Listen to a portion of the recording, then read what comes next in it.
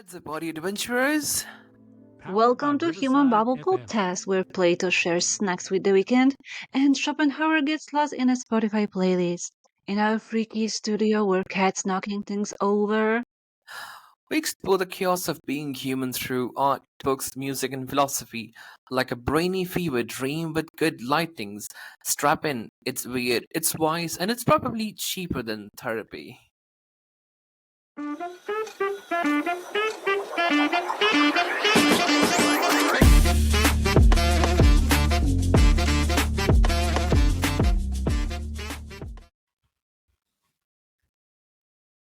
Nessie, I wonder who taught us our place before we even learned our names? The house, the fields, the bodies we were told to inhabit. Long before choice, there were instructions. Wow, well, welcome everybody. Today we're stepping into Alice Munro's Boys and Girls, exploring those places that shapes us before we even know ourselves. Yeah? So let's talk about the narrator first. She's a young girl caught mid transformation, a creature suspended between girlhood and womanhood, childhood and adulthood. And from her perspective, the rules of the world feel almost self evident, already written into the air she breathes. She Mm-hmm. observes her mother stationed in the kitchen, absorbed by an enormous, monotonous labor. True. As she names it herself, it seemed to me that work in the house was endless, dreary, and peculiarly depressing. Work done Yeah. out of doors, and my father's service was ritualistically important. Yeah, That that's true. sentence alone sketches the invisible hierarchy of value. And the narrator notices these roles intuitively. She Mm-hmm. learns how respect is distributed and to whom. And her father trusts her and she Yeah. gravitates toward his word.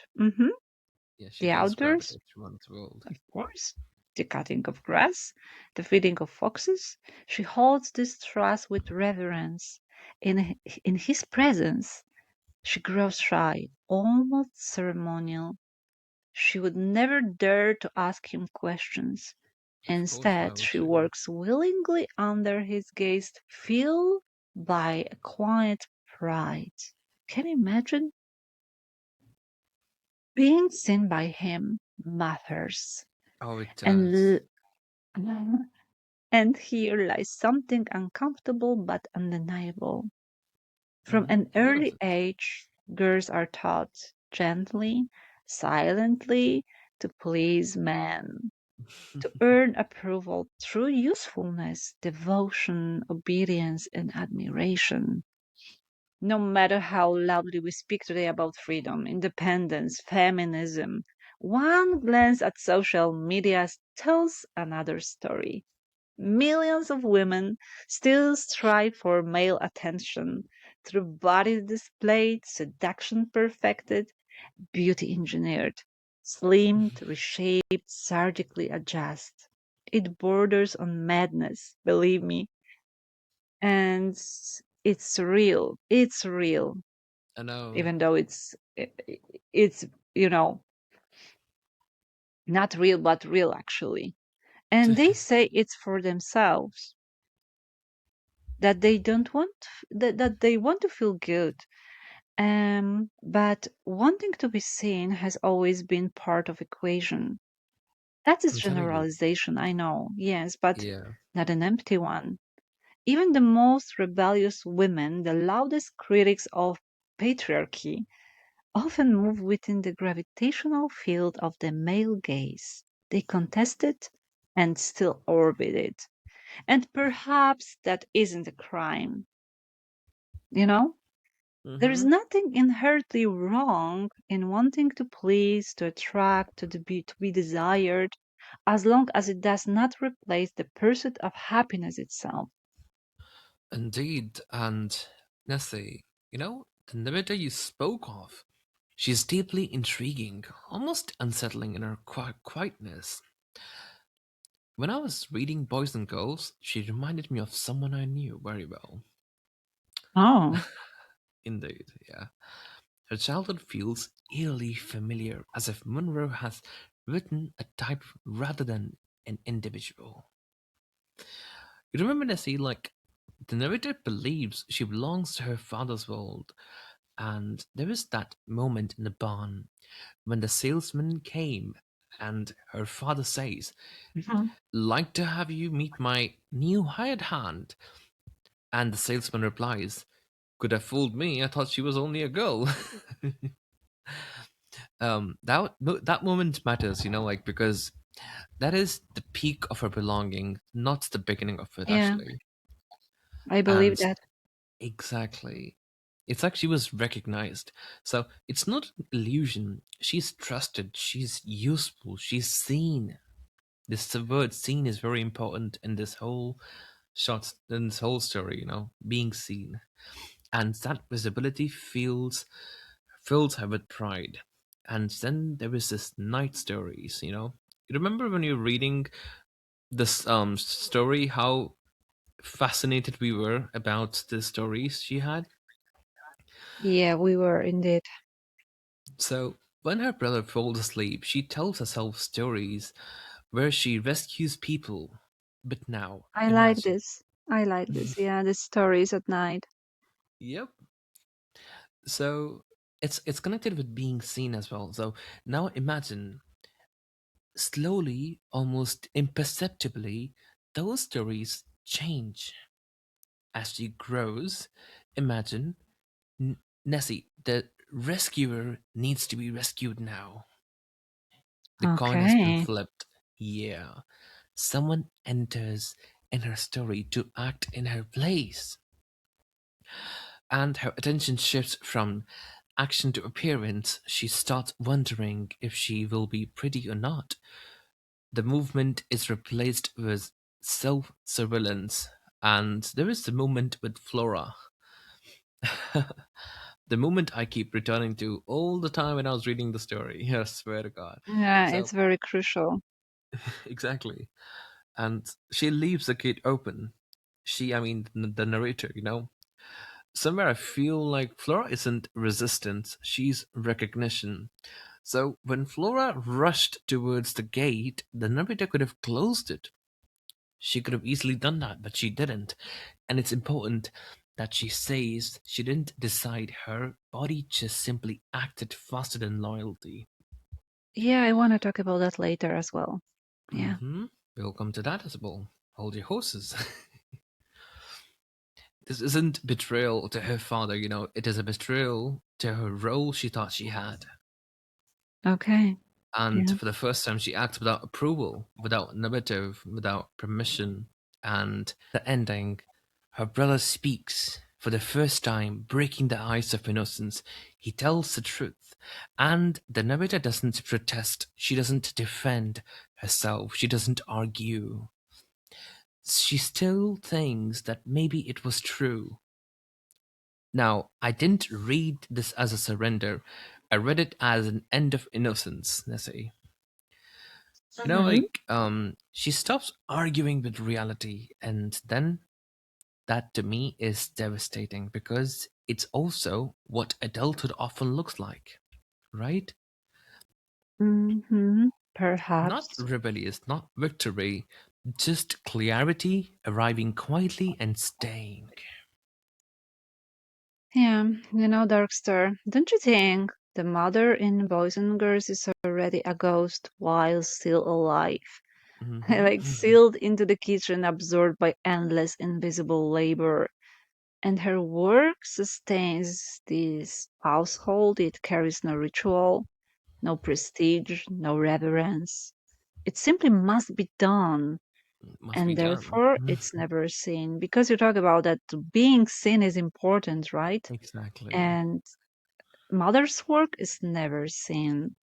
It's invisible, So and literal. then yeah, hmm then is the father, and his labor is outdoors, visible, Mhm. physical, almost sacred. The girl longs for his approval, works under his eyes, grows silent and careful in his presence. Well, why? Why does authority arrive so naturally with masculinity? I'll And answer to why that does as respect, sorry? well. I'll answer to you that question. Okay, Okay. give I will give you much more. I will give you much more. So, why does respect feels inherited rather than earned? Ooh. Okay. And Darkster, don't you think the girl truly chooses her father's word, or is she instinctively learning where value lives? Maybe.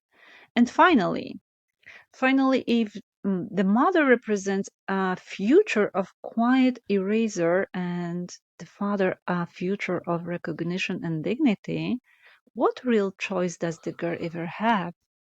Hmm. Is gender here a destiny disguised as preference? Wow, you had a strong part. Well, I totally agree on that. The mother is indeed like a ghost, Nessie, but not because she's weak or absent. It's quite the contrary, actually. Her ghostly Hmm. labor is actually the most crucial kind, and the tragedy is that it is not ritualized. It isn't prestige. It isn't honored. It's simply just must be done, and so it vanishes from view.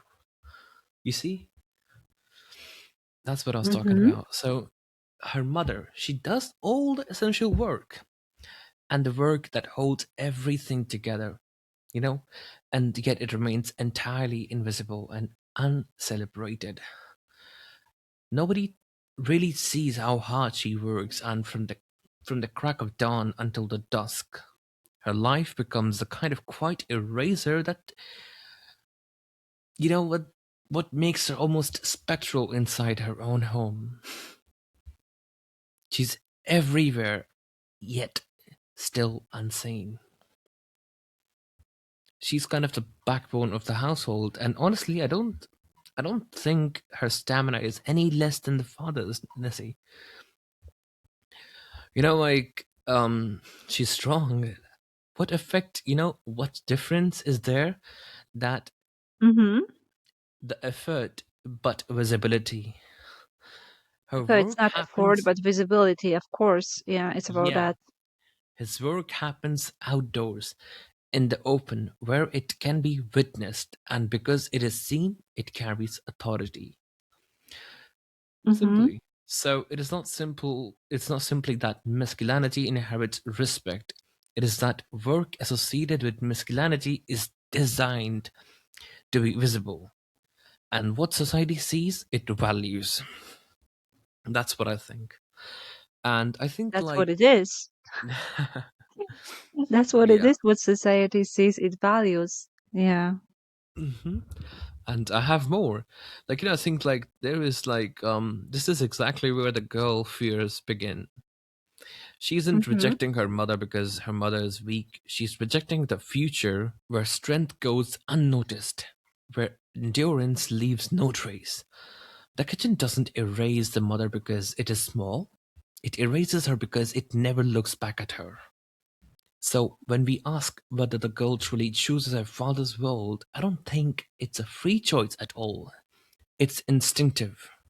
She's learning very early where value lives, where effort turns into dignity, where labor is acknowledged instead of absorbed.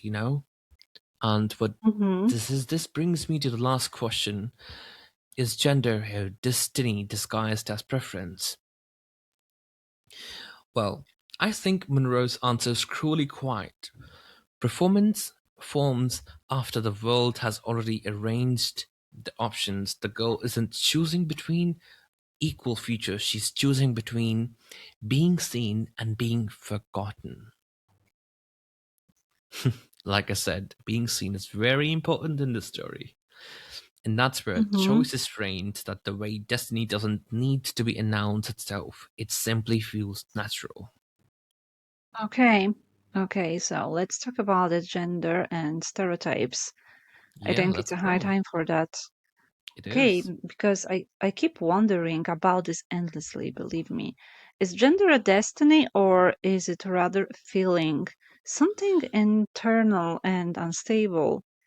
And Mm-hmm. there are countless researchers, theories, classifications about gender, but I want to speak only from my own position, from my own lived body as a woman. As a woman, yeah. So, mhm, being a woman is tough. Yeah, you cannot deny. I But cannot at the deny same that. time, I don't believe we can truly measure who suffers more, who is stronger, who is more sensitive, and pain doesn't obey statistics, no. Strength doesn't belong to one gender. And maybe it's time to admit something simpler and more unsettling, that we are shaped primarily by our personalities, and that these do not necessarily depend on whether we are women or men. I have no concrete evidence, of course, Mm-hmm. no scientific proof, and I know. perhaps this truth cannot be fully discovered or pinned down, but through observing life quietly, attentively, I've come to feel that gender functions like a base, a starting Mm-hmm. statement, a kind of, I don't know, framework. Yeah, Mm-hmm. and Yeah. what happens next, what grows on top of it, is partly our choice, 50-50, I would say. Yeah, kind of. Because a human being is never fully responsible for their own life. There's always something beyond us. Call it genes, call it biology, call it chance, call it, I don't know, unnamed force. Something that structures us before we ever make a decision, something that shapes the way we enter the world long before we Wow. learn how to resist it. And maybe freedom doesn't mean escaping gender at all. Maybe. Maybe it begins with recognizing how much of us was decided before we even knew to choose. Ooh, Right? okay, yeah. Makes sense to me. Well, when you ask whether the gender is destiny or just a framework we step into, I find myself drawn to how quietly it all begins. In boys and Mm-hmm. girls, gender doesn't announce itself like a manifesto. It seeps into, almost like a soft undercurrent, reshaping her world before she even knows it's happening. Look at that. Stereotypes aren't hammered in with a sledgehammer. They drift in like whispers. They settle into the spaces between her dreams and her waking life. Her waking life, By the time the narrator might even think of choosing who she wants to be, the corridor of choice has already been quietly narrowed. It's very narrow. She don't have enough choice on the table. And maybe, this is where I have to speak from the side of man, as man, because you spoke as woman. So it's my, Okay, let's go. it's my obligation. I should speak as man as well for people who are hearing. Well, so, because these framework doesn't shape only women, they shape us men too, just along different folds, right? Mm-hmm. And boys are handed scripts early, how to be firm, how to swallow doubts, how to mistake silence for strength. We're trained quietly in what to desire and what to amputate from ourselves. I'm telling you, I understand the pain and the hardships that women has to face, but it is for men as well. It is indeed. Of course, I feel it. hmm So when I look at the girl in the boys and girls, I don't see the story that belongs only to the women. I see a system rehearsing roles long before anyone steps into the stage. The damage is uneven, yes, but the rehearsal is universal, and that's a part of that intrigues me. Gender as a framework that shapes us in the whispers, in the way we hold ourselves. In the Mm-hmm. story, like in the stories we tell ourselves at night, It's not that we have no agency, but by the time we reach of it, the world has already arranged the furniture for our choices. So, Yeah. um, if gender is a framework, Nasi, hear me out. If gender is a framework we inherit before we even have words for it, then maybe the real question is not whether we can escape it entirely, but how we navigate with a kind of poetic awareness. Vertic awareness. Wow. Yeah, it's not Okay. about breaking free from the frame completely. It's about Mm-hmm. understanding how much of our preference was shaped before we even knew we were choosing. That's what it is, I feel. All right. Okay. I Go want to ahead. say I like to be a woman. I like to be. But yeah. Yeah. Um, okay. It's worth saying out loud that for centuries, girls existed mostly as a background, Yeah. decorative, supportive, silent. Hmm. Then feminism arrived, Ooh. necessary, urgent, revolutionary. Yeah. And women wanted to be visible, of course, to count Exactly. as citizens, not as pleasant addition to someone else's life. And Mm. rightly so. But somewhere along the way, I feel we may have lost ourselves in this relentless chase to exchange roles, to prove, to compete, to overwrite rather than understand. As if visibility alone were freedom, as if strength had only one acceptable shape. So, why is it so difficult to accept our own contradictions, our strength and our weakness at the same time? Why do we treat vulnerability like a failure, something to be corrected, hidden, erased? Maybe true liberation isn't about becoming invulnerable or identical, but about Maybe. allowing complexity. Yeah. Makes And sense. yeah, and about admitting that power doesn't cancel fragility and fragility doesn't negate power. Yes.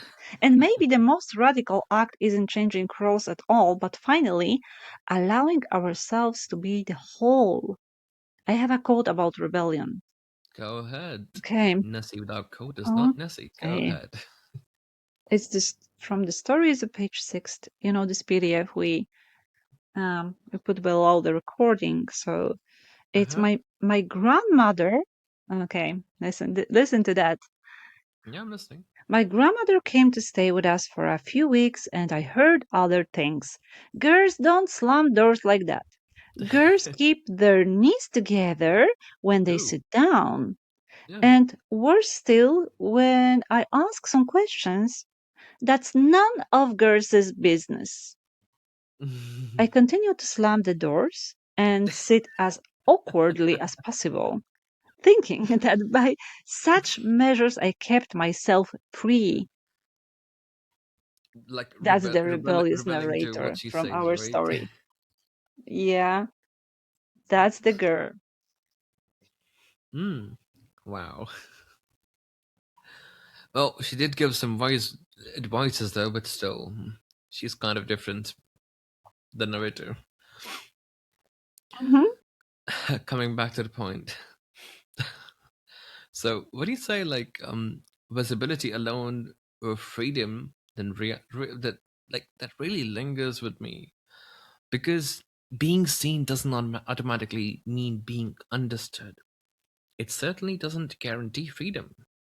Sometimes visibility just demands another performance, another version of ourselves that needs to be convincing, you know? Mhm. So, the idea that strength has only one acceptable shape that feels especially limiting. Strength becomes loud, unshakable, confident all the times. Anything softer, quieter, more uncertain is treated like a flaw that needs to be Mhm. correcting. So, when you speak about vulnerability and complexity, I find something almost relieving there. Because life and especially relationships are now Like they're never clean or singular. There are always layers inside of the relationships and life Mm-hmm. contradictory, We're capable of strength and doubt, and at the same time of courage and fear, of care and hesitation. Allowing complexity creates space. It loosens the grip of performance. It leads people, it lets people exist without constantly proving themselves. You don't have to prove yourself all the Mm. time to someone, right? No, And you don't without have to. having to be invaluable to be valued.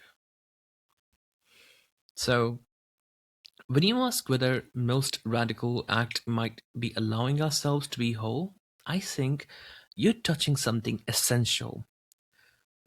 It's not louder, I feel. It's not tougher, just more honest. Let's say more human. Yeah, and I think all because we are put on some frames. Like people Exactly. they choose frame for us all Mm-hmm. because of that. And Then you of have to course prove the human yourself. being is is rebellious. That's the human nature. Mm-hmm. We love to be opposite, something contradictory. Yep. Yeah. So let's go to childhood, Nessie. Well, What? yes, I want to talk about childhood as an exploration. Yeah. So the Go great ahead. thing about this time, about childhood, is our raw connection to things, and especially to animals. There's no distance, no moral ornamentation. Life touches life directly. In the narrator's word, that is not a metaphor, it is condition. She says, Mm-hmm. I was too used to seeing the death of animals as a necessity by which we live. For her, death isn't cruelty nor tragedy. It is taken for granted, woven into the rhythm of survival, something ordinary, something necessary. Mm-hmm. And that's the strange purity of childhood, this ability to accept what adults later try to soften, hide, or over explain. Life and death coexist without drama, without guilt, without philosophy. Only later do we learn to be shocked by what once felt natural. Mm. Like what stays with me most in this part of the story is that childhood here isn't innocent in a sentimental sense. It's exposed. Children aren't cruel or kind. They're placed directly inside situations without distance and they experience them as they are. The animals are part of that exposure. The Flora and Mac aren't there for affection or symbolism. They're there because they serve an essential purpose. The narrator understands this clearly, and that is why the moment Mac was shot was so essential. The narrator and her brother Indeed. aren't Hmm. surprised. They were not surprised at all. Yeah. They were hidden in the barn, watching through the knotholes of the doors. The narrator knew, like, what's coming. She even wanted to see it. And thus she convinced her brother to stay. There's no panic in her, just attention. But something still shifts. What unsettles me the most is that father's friend, Henry, like, standing there laughing while Mac is being shot. The laughter feels deeply disorienting, I swear to God. Now because like not because death itself is new to the children, as you said, they have seen it a lot of times, Hmm. but because of the ease around it, it makes difference like between simply witnessing life and becoming hardened to it. And maybe like that is where childhood begins to end, Nessie. Not when we encounter death, but when we start explaining it, when we justify it, when we learn how to stand at a distance from what once felt immediate. Childhood accepts, adulthood explains, and in that shift, something quietly disappears. Mhm. Go ahead, Nessie. Yeah, once the girl, our narrator, makes a decision to postpone Flora's death. It is a small act, but immense in meaning, and something done against everyone, and most painfully against her father, the man she respects the most. And I want to repeat it, let's repeat it. Her relationship with her mother is already fragile and distant. She knows she cannot trust her. Watching her mother, she senses something with certainty. She does not want to become her helper. Mm-hmm. Maybe she cannot or will not take on the role prepared for her, the kitchen, the repetition, the silent obedience. So she acts quietly without drama by not closing the gate, right? Mm-hmm. It's because And their father told her not to close the gates it, and stop Flora. but she decided. And Yeah. about this moment, she says, I did not regret it. When she came running at me, I held the gate open. That was the only thing I could do. Wow. And that sentence is everything. Mm-hmm. It Not is. heroic. Yeah, not loud, just inevitable. Mm-hmm. Child's rebellion that doesn't shout, it simply refuses. Wow. A child's rebellion that doesn't shout, it simply refuses. Wow. That is true. And you know what moves me the Hmm. most about this moment? And like, it doesn't feel chosen in the usual sense. It feels inevitable, as you said. She doesn't pause to calculate consequences or imagine what might follow. Her body just acts before language arrives. And this is like, that's why this line, that was the only thing I could do, carries much weight than we even know. Like, it isn't defiance staged as courage, it's instinct, a refusal that doesn't announce itself, doesn't explain itself, doesn't ask to be understood at all. And maybe that's the quiet truth Alice Munro leaves us with.